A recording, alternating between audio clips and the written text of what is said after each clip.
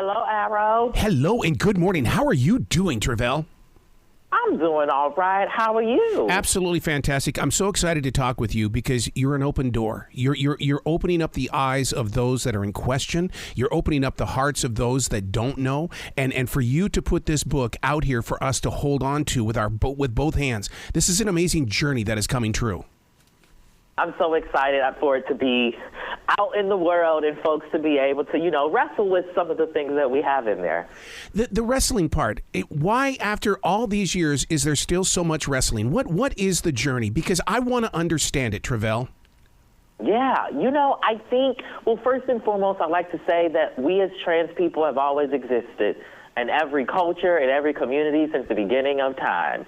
Now, we did not have the language back in the day that we have today to be able to describe those folks, but we've always been there. And then when it comes to our film and TV history, we've also always been there. You perhaps just did not know, right? And so how can we begin to have a conversation about how the things we see on screen impact us in our everyday lives, and that's something that I try to do with the book, is like humanize and personalize some of these stories, some of these films and shows that you might have seen, so that you think differently, right? And hopefully that gets us to a place where we can truly say, we have inclusion, or that we have, everyone accurately represented on screen. Tre'vell, were you part of the actual design of this book cover? Because it really does serve as a ticket. It's a ticket for you to say, well, what's in this? And then when you open it, it's like, oh my God, this is unbelievable.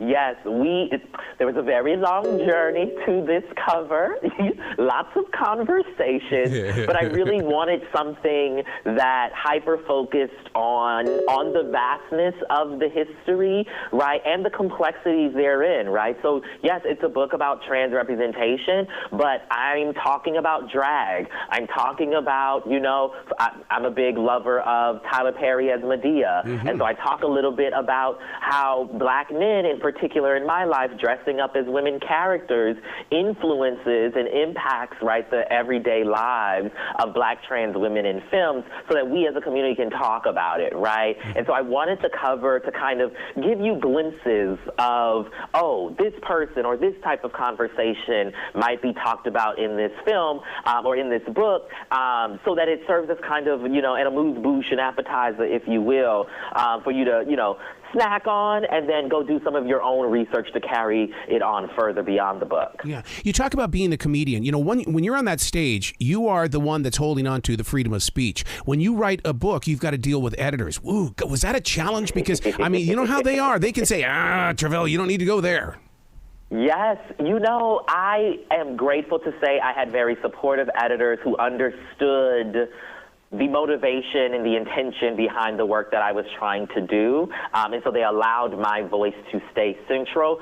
Still had great feedback about different bits and pieces of information that maybe I need to explain further. And I definitely pushed back. I'm one of those writers. I love pushing back on an editor. And because I really wanted to make sure that the vision was maintained. But the entire team was really supportive and I think understood the importance of a book like this.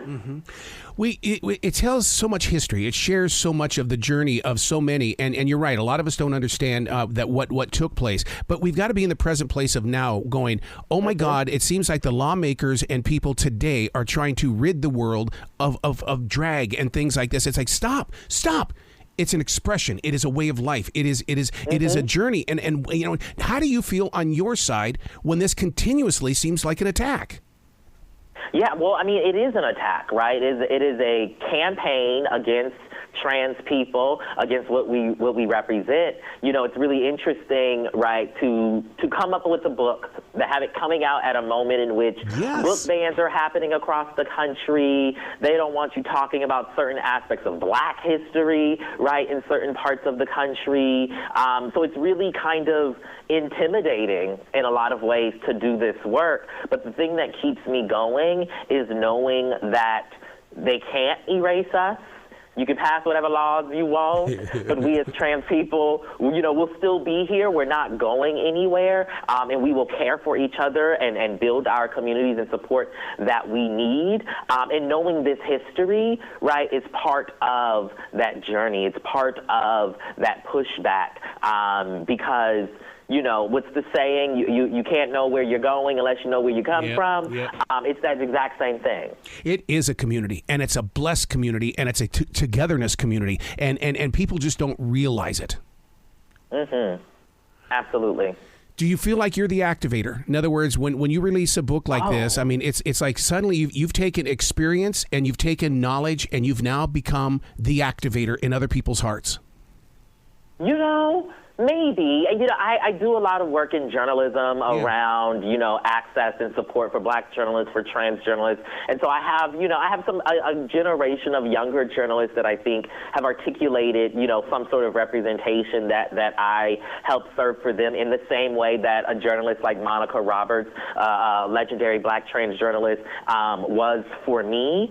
But really, I see myself as like some WD-40, right? Like the work is happening. I'm just like oiling the gears, hopefully that it, works a little easier, a little smoother, What do you do in those situations when you've got younger journalists with you on your team? Because as a broadcast instructor, they think they're stars already. How do you kind of level them out to let them, have their own voice, but you're not a star yet? I tell people that it's a journey. Yeah. I think a lot of folks, they look at folks like myself, they look at other, relatively young journalists who have, established themselves in a particular way, and they want that. But I have to remind people that, it took me a decade or so to get to this point, not only in terms of my career, but also in terms of just the knowing of myself, so that when I go into a newsroom these days, I'm able to not only know that I belong there and know that I bring something, but also that I can still learn things as well from the folks who are around me. I think that goal of always remaining teachable is something that I try to spread, a variety of different ways when I'm talking to younger journalists, but also as I'm talking about this book, right? Like, we should all remain teachable. There's always something for us to learn, and there's always ways that we can be, in solidarity with other communities as they're searching for and looking for the representation they deserve as well. Yeah, this book, We See Each Other, is definitely a book of teaching. And the thing that I always, as a writer myself, I always think about that reader 10 years from now or 15 years from now. They're going to find this book and they're going to go, oh my God, they took a chance in bringing things forward.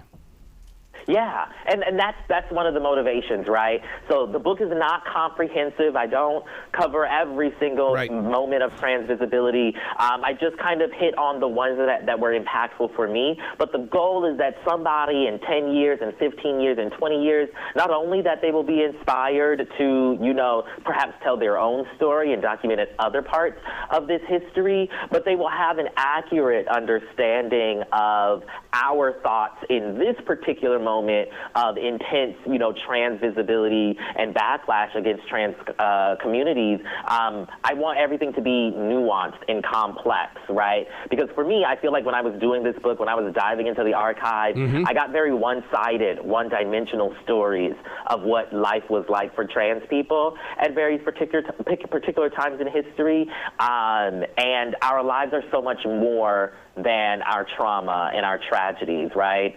And so hopefully with this book, folks get a little bit of the other side of what trans life can also be. Would you say that Laverne was one of your greatest inspirations? Because, you were in grad school, and it was just an opportunity to grow from that relationship.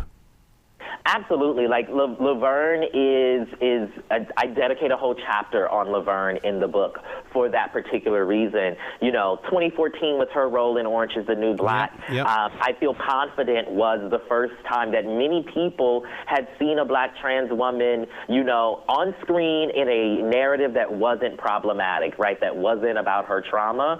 And she has since gone on to continue representing the community and also educating the world, right, about about her life, about the existences and experiences of trans people. So she was pivotal for me in my own personal development, and then being able to, interview her over the years has always been just kind of a great source of pride for me.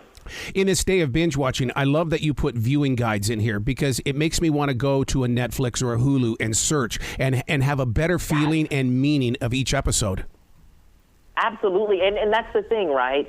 I want people to see what I have seen. Yeah. So I talk about the things in the different chapters, and then there are viewing guides so that you can go watch this web series or watch this show. And these are the movies, the shows that I talk about in the book, but not all of them are also talked about in the book. So there's a sort of exploration and discovery that can happen as well. I'm just so proud of you, Tre'vell, because, you're going to open up the door and allow people to step free of their silence, because they can go out and act, they can go out and be creative people, and I'm just so proud of you Absolutely. for putting this out there. Thank you so much for having me, Arrow. You be brilliant today, okay? Absolutely. I was going to do that anyway, but thank you for the encouragement. Bye.